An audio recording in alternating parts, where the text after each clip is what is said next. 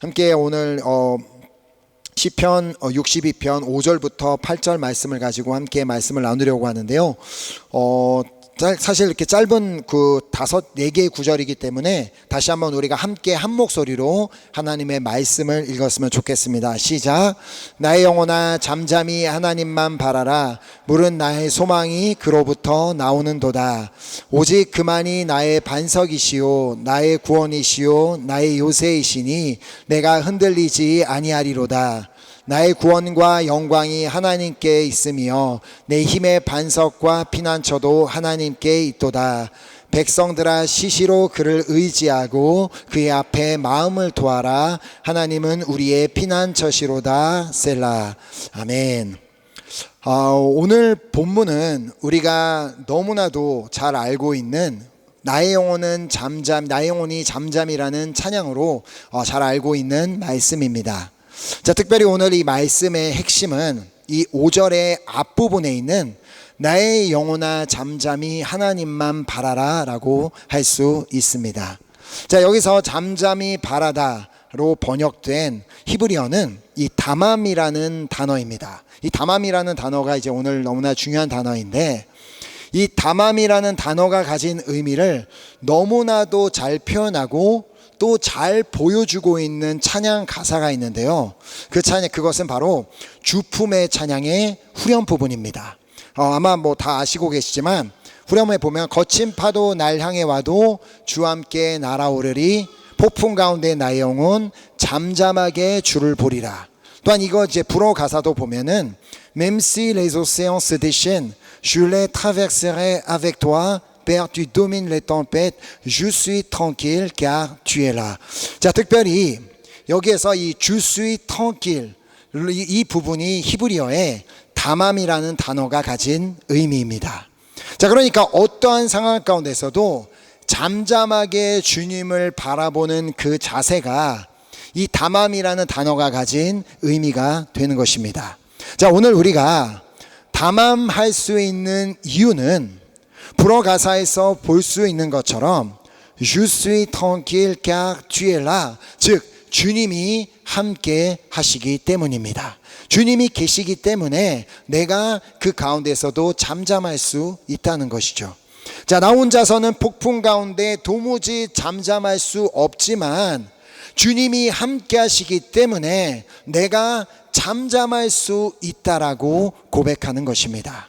자, 오늘 본문을 기록한 다윗 역시도 자신이 담함할 수 있었던 이유가 무엇이었는지를 말하고 있습니다. 자, 그래서 오늘 본문 5절 말씀을 다시 보면 나의 영혼아 잠잠히 하나님만 바라라.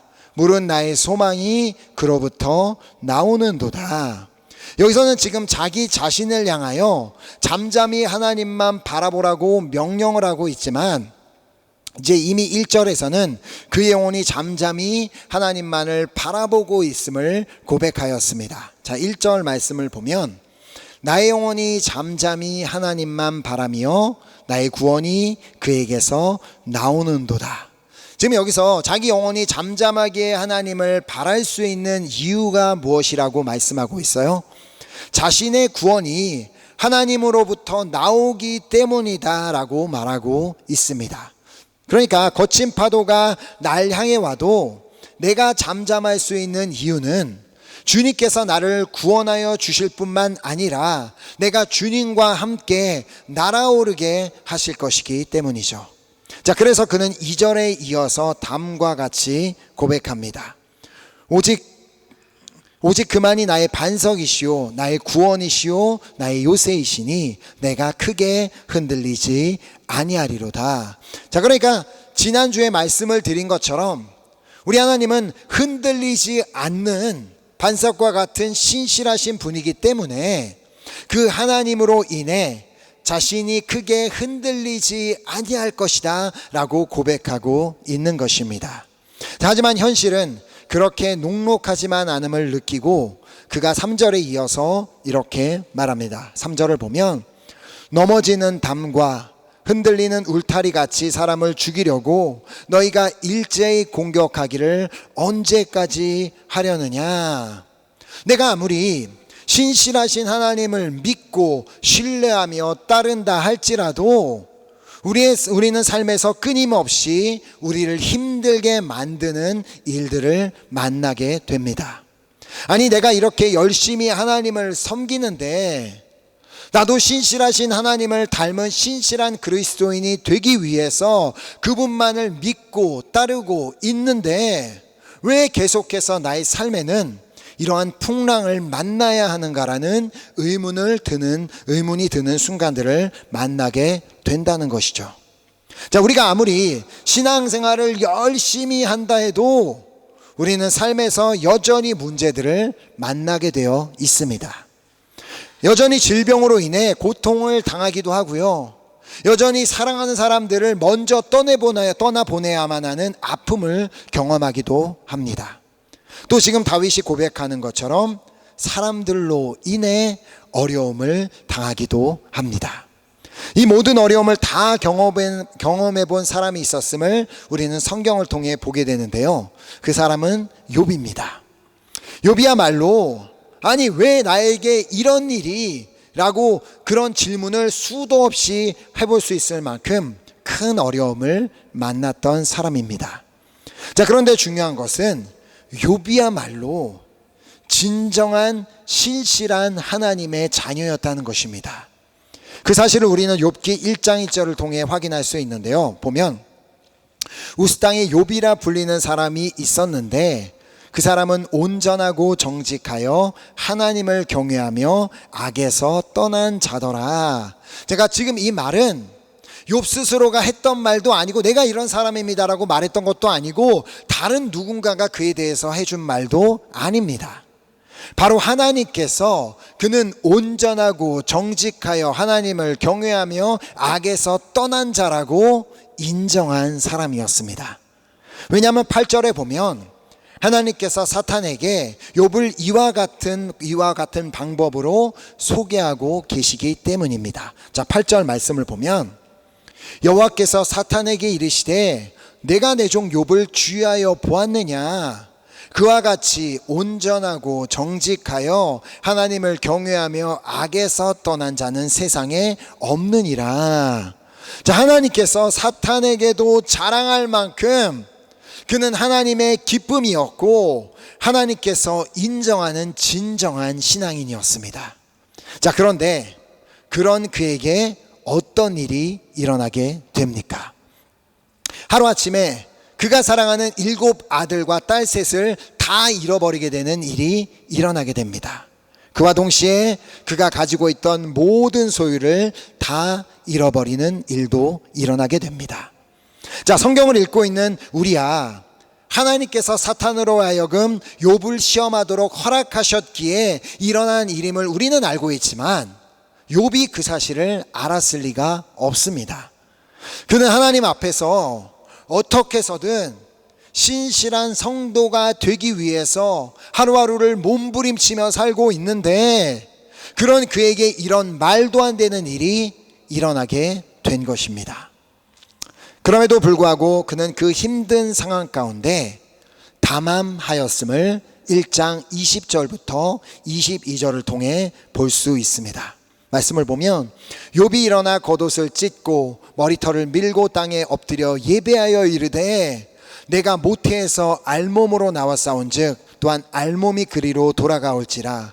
주시니도 여호와시오 거두시니도 여호와시오니 여호와의 이름이 찬송을 받으실지니이다 하고 이 모든 일에 욥이 범죄하지 아니하고 하나님을 향하여 원망하지 아니하니라.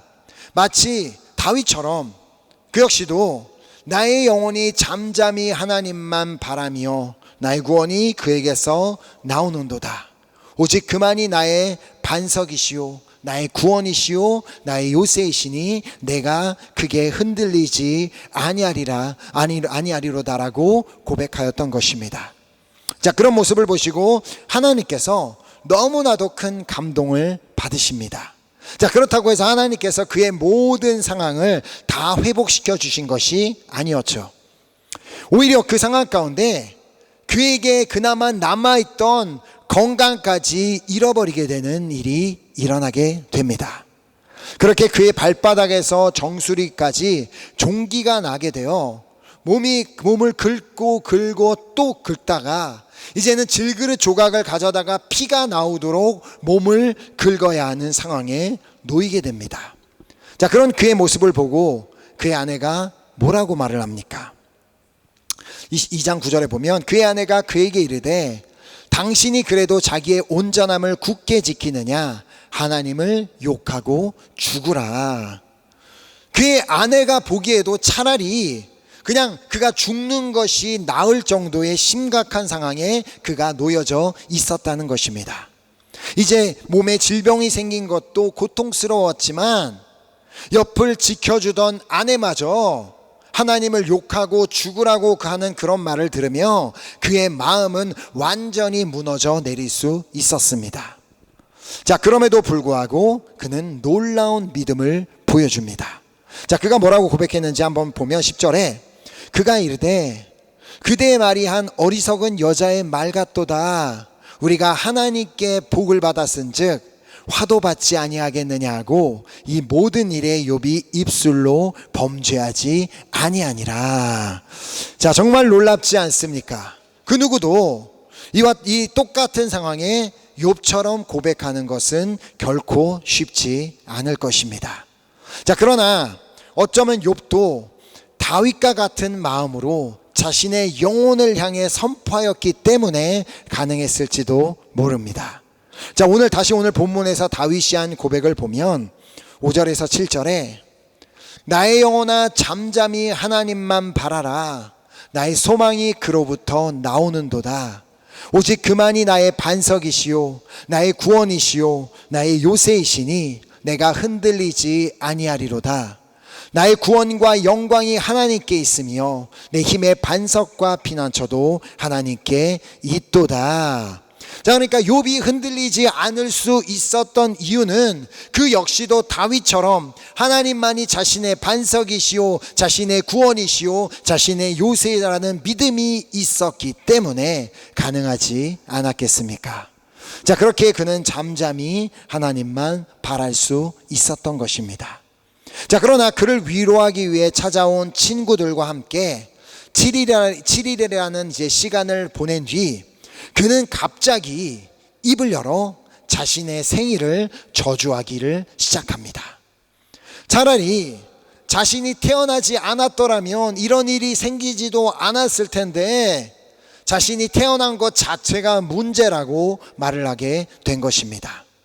자, 그러면서 그는 자신의 지금 상태에 대해서 이렇게 말을 합니다. 3장 26절에 보면 나에게는 평온도 없고 안일도 없고 휴식도 없고 다만 불안만이 있구나. 불과 7일 전만 해도 우리가 하나님께 복을 받았은즉 화도 받지 않겠느냐라고 믿음으로 선포하던 그가 왜 이렇게 갑자기 돌변하게 된 것일까요? 이건 지난 7일이라는 시간 동안 그가 했던 생각의 열매라고 볼 수 있습니다. 잃어버린 그 자녀들에 대한 생각, 잃어버린 모든 그 가축에 대한 생각, 자신을 고통스럽게 만드는 질병에 대해서 생각하고 또 자신을 더 힘들게 만드는 그 아내를 생각하다가 보니까 더 이상 그에게는 평온도 없고 안일도 없고 휴식도 없고 불안만이 남게 되었던 것입니다. 이처럼 오늘 우리가 무엇을 생각하고 무엇을 묵상하는지가 정말 중요합니다. 우리가 만일 우리의 삶에 일어난 안 좋은 일들을, 그 문제들을 계속해서 생각하고 그것만을 계속해서 묵상하다가 보면 결국 우리도 이렇게 욥과 같이 고백하게 되고 말 것입니다.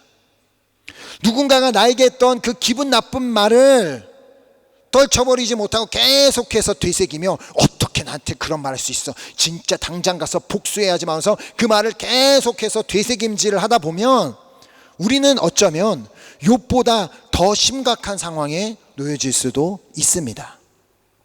그래서 다윗은 복 있는 사람으로 살기 위해, 다른 말로 행복한 삶을 살기 위해 그가 어떠한 결단을 했는지를 시편 1편에서 볼 수 있습니다. 복 있는 사람은 악인들의 꾀를 따르지 아니하며 죄인들의 길에 서지 아니하며 오만한 자들의 자리에 앉지 아니하고 오직 여호와의 율법을 즐거워하여 그의 율법을 주야로 묵상하는도다. 다윗은 자신에 일어난 그 좋지 않은 일들을 주야로 묵상하는 대신, 그것들을 주야로 생각하는 대신 하나님의 말씀을 주야로 묵상하기로 선택하였던 것입니다. 자신도 입을 열어 말하고 싶죠. 자기도 입을 열어 불평하고 싶고 원망하고 싶고 욕하고 싶고 다른 사람에게 자신의 사정을 다 털어놓고 싶지만 그는 담함하기로 결단하였던 것입니다. 즉 잠잠하게 하나님만 바라보기로 결단하였다는 것입니다. 왜냐하면 자신의 소망이 하나님으로부터 나오는 것을 믿었기 때문에, 다시 말해 하나님만이 자신의 삶의 소망임을 믿었기 때문에 그는 자신의 영혼을 향해 이렇게 선포하였던 것입니다. 다시 5절 말씀을 보면 나의 영혼아 잠잠히 하나님만 바라라. 물은 나의 소망이 그로부터 나오는도다. 또다시 생각 속에 안 좋은 생각들이 자리 잡을 때, 그리하여 걱정이 올라오고 분노가 올라올 때 나의 영혼아 잠잠히 하나님만 바라라. 두려움이 몰려올 때 나의 영혼아 잠잠히 하나님만 바라라 라고 자신을 향해 선포하였던 것입니다. 지금 자신의 마음이 이미 평안하기 때문에 하고 있는 말이 아니라 계속해서 지금 내가 처한 상황들은 나를 두렵게 만들고 나를 걱정하게 만들지만, 또 내가 그 사람에게 들었던 말은 나를 계속해서 분노하게 만들지만, 계속해서 그는 하나님을 바라보며 다음과 같이 믿음으로 선포하였기에 그는 끝까지 흔들리지 않을 수 있었던 것입니다. 6절에 보면 오직 그만이 나의 반석이시오 나의 구원이시오 나의 요새이시니 내가 흔들리지 아니하리로다. 아멘. 그래서 그는 자신의 경험을 바탕으로 다음과 같은 조언을 사람들을 향해 하고 있음을 8절에서 보게 됩니다. 백성들아 시시로 그를 의지하고 그의 앞에 마음을 토하라. 하나님은 우리의 피난처시로다. 셀라. 자, 우리가 어떠한 상황 가운데서도 흔들리지 않기 위해서는 우리의 피난처이신 하나님을 시시로 의지하는 방법밖에는 없다는 말입니다.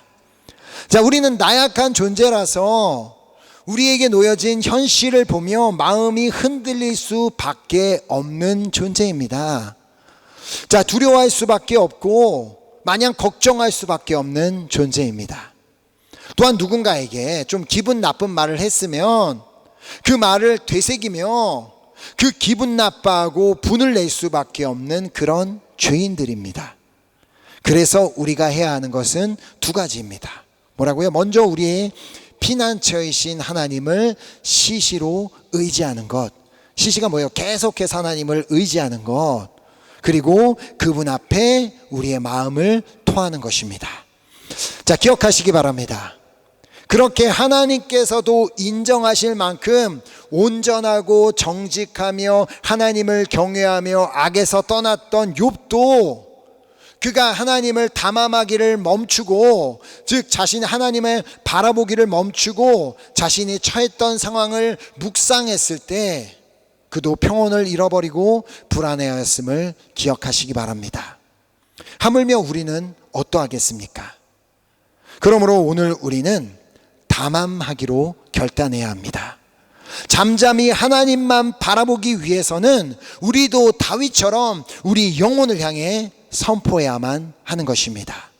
자, 시편 42편과 43편에 다윗이 3번이나 반복해서 자신의 영혼을 향해 선포하는 말이 있습니다. 오늘 이 시간도 우리가 함께 이 말씀으로 자신의 영혼을 향해 한번 선포했으면 좋겠습니다. 함께 읽겠습니다. 시작. 내 영혼아, 내가 어찌하여 낙심하며 어찌하여 내 속에서 불안해하는가? 너는 하나님께 소망을 두라. 그가 나타나 도우심으로 말미암아 내 하나님을 여전히 찬송하리로다. 아멘. 아멘. 그 불안이 몰려올 때 자신의 영혼을 향해 이렇게 선포하라는 것입니다. 그러니까 하나님께 우리가 소망을 둘 수 있는 이유는 나의 소망이 그로부터 나기 때문입니다. 자, 나의 소망이 하나님께로부터 난다라는 그 말의 의미가 무엇일까요?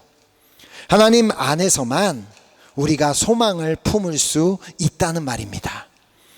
예를 들어 다시 욥의 이야기를 하자면, 욥과 같은 상황에 처했을 때 그가 과연 어디에 소망을 둘 수가 있었겠습니까?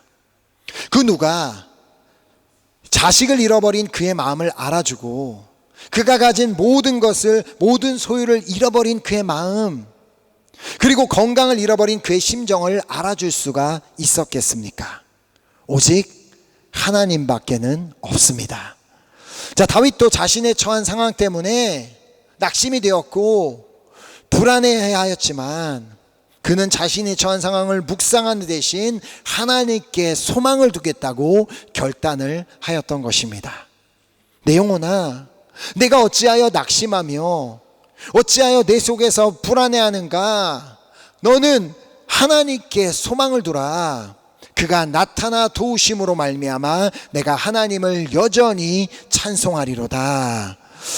또한 오늘 본문 5절 말씀처럼 나의 영혼아 잠잠히 하나님만 바라라. 물은 나의 소망이 그로부터 나오는도다. 자, 우리가 이렇게 소망이라는 단어를 들으면 함께 떠올려야 하는 말씀이 있습니다. 자, 사랑장으로 유명한 고린도전서 13장의 마지막 절 말씀인데요, 13장 13절을 보면 그런즉 믿음, 소망, 사랑, 이 세 가지는 항상 있을 것인데 그 중에 제일은 사랑이라. 자, 믿음도 중요하고 소망도 중요한데 왜 믿음, 소망, 사랑 중에 제일은 사랑이라고 했을까요? 그건 아주 간단합니다. 자, 여기서 말하는 사랑은 아가페입니다. 이 사랑이라는 단어가 아가페인데 이 아가페가 무엇인지를 아주 명확하게 설명하는 구절이 요한일서 4장 16절 말씀입니다. 이 말씀을 보면 하나님이 우리를 사랑하시는 사랑을 우리가 알고 믿었노니 하나님은 사랑이시라. 사랑 안에 거하는 자는 하나님 안에 거하고 하나님도 그의 안에 거하시느니라. 자, 지금 이 한 문장 안에 4번씩 반복해서 나오는 2개의 단어가 있습니다. 뭔지 아시겠나요? 하나님과 사랑입니다. 자, 그럼 지금 이 문장이 강조하고자 하는 것이 무엇인지 아시지 않겠습니까? 지금 이 말씀에 있는 바와 같이 하나님은 사랑이라는 사실을 강조하기를 원했던 것입니다.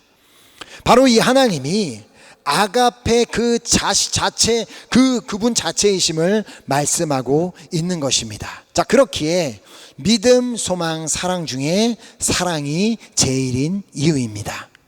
아가페이신 하나님이 없다면 우리에겐 믿음도 없고 소망도 없습니다. 하나님이 우리를 사랑하시기 때문에 우리에게 믿음이 있는 것이고 우리에게 소망도 있는 것입니다. 그러니까 하나님의 사랑이 없으면 우리에게 믿음도 없고 소망도 없다는 말입니다. 자, 그렇게 나의 영혼이 잠잠히 하나님만 바라볼 수 있는 이유는 하나님께서 나를 사랑하시기 때문입니다. 하나님께서 나를 죽기까지 사랑하시기 때문에 나의 소망이 그로부터 나올 수가 있는 것입니다. 자, 하나님께서 나를 사랑하시기 때문에 내가 시시로 그를 의지할 수 있는 이유입니다. 또 하나님께서 나를 사랑하시기 때문에 내가 그분 앞에 나의 마음을 토할 수 있는 이유입니다. 자, 누군가의 말을 들어주는 것은 아무나 할 수 없습니다. 물론 직업상 다른 사람의 말을 들어주어야 하는 경우가 아니고서는 일반적인 관계에서 누군가의 말을 계속해서 들어주고 있는 것은 결코 쉽지만은 않습니다.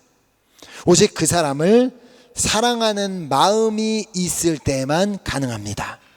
자, 그렇다면 사랑 그 자체이신 하나님께서는 언제나 우리를 들으실 준비가 되어 있지 않으시겠습니까? 자, 그래서 우리에게 기도하라고 말씀하시는 것입니다. 우리에게 구하라, 부르짖으라라고 말씀하고 계신 이유입니다. 왜냐하면 그분은 언제나 들으실 준비가 되어 있으시기 때문입니다. 우리를 사랑하시기 때문에 우리를 들으실 준비가 되어 있으시다는 것입니다. 자, 그러므로 그 하나님께 마음을 쏟으시기 바랍니다. 다른 사람을 찾아가고 다른 사람에게 막 전화하고 또 집에다가 불러다가 자신의 마음을 쏟아놓지 말고, 그럼 듣는 사람도 덩달아 같이 힘들어지니까 나도 힘들고 그래서 너도 좀 힘들어 봐라 그런 식으로 그렇게 하지 말고, 그냥 언제나 우리의 마음을 들으실 준비가 되어 있으신 그 하나님께 여러분의 마음을 쏟아 놓으시기 바랍니다. 시편에 보면 다윗도 수없이 하나님께 자신의 마음을 막 솔직하게 쏟아놓는 것을 볼 수가 있는데요. 한편 시편 35편 4절 말씀을 보면 내 생명을 찾는 자들이 부끄러워 수치를 당하게 하시며 나를 상해하려 하는 자들이 물러가 낭패를 당하게 하소서, 그렇게 하나님께 자신의 마음을 쏟았다는 것입니다.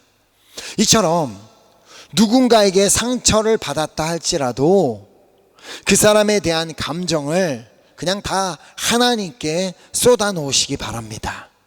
이렇게 하나님께 나의 마음을 다 쏟아 놓았다면 그 다음에 해야 되는 것이 바로 셀라입니다. 자, 오늘 본문의 마지막에 보면 셀라라는 단어가 있는 것을 볼 수가 있는데요. 다시 말씀을 보면 백성들아 시시로 그를 의지하고 그의 앞에 마음을 토하라. 하나님은 우리의 피난처시로다. 셀라. 이 셀라라는 단어는 이제 히브리어로 침묵이라는 의미를 가지고 있습니다. 자, 그래서 불어로는 포즈라는 해서 멈춤, 이제 이런 의미를 이제 썼는데, 그러니까 이제 하나님께 나의 마음을 다 이제 쏟아 놓았다면 그 다음에 또 다른 사람을 찾아가 막 더 떠들지 말고 이미 쏟아 놓았다면 침묵하며 주님의 시간을 기다려야 한다는 것입니다. 결국 계속해서 담함하여야 한다는 말입니다. 어떻게 시작해? 나의 영혼아 잠잠히로 시작해서 셀라로 끝나는 것은 좀 그 하나님 앞에 우리가 담함할 줄 알아야 한다는 것입니다. 그러므로 오늘 이 자리에 계신 모든 분들은 삶에 어떠한 일을 만난다 할지라도 우리를 사랑하시기에 우리의 소망이 되시는 하나님만을 잠잠히 바라보시기를 소망하며 축복합니다. 그래요, 언제나 하나님을 담함함으로 말미암아 언제 어떠한 상황에도 잠잠하게 하나님만을 바라봄으로 말미암아 어떠한 상황에도 흔들리지 않고 평안 가운데 거하게 되는 은혜가 있게 되기를 예수 그리스도의 이름으로 축복합니다. 아멘. 이 시간 그래서 함께 우리 찬양팀 나오셔서 우리 함께 찬양하고 우리 기도했으면 좋겠는데요. 오늘 이 말씀 그대로, 이 본문 그대로가 그 멜로디를 붙여서 드린 이 찬양을, 우리가 함께 이 찬양을 드릴 때 우리가 함께 이 말씀을 좀 우리가 붙들고 기억하면서 함께 우리가 찬양했으면 좋겠습니다. 오늘 이 시간 우리의 영혼을 향해 한번 이렇게 선포했으면 좋겠습니다. 나의 영혼아 잠잠히 하나님만 바라라. 나의 영혼아 어떠한 상황 가운데서도 담함하여라. 그래서 정말 나의 시선이 나의 문제와 나의 어떤 어려움들에 고정되어 있던 나의 시선이 이제는 내가 담함하기로 결단함으로 말미암아 우리 시선이 이제 하나님께로 고정하고 나의 구원 되시고 나의 소망 되시는 그 하나님께 나의 시선을 고정하고 그 하나님 안에서 살아가는 그런 우리 모두가 될 수 있기를 소망하며 축복합니다. 우리 함께 이 찬양으로 우리의 결단을 하며 우리 찬양으로 올려드렸으면 좋겠습니다.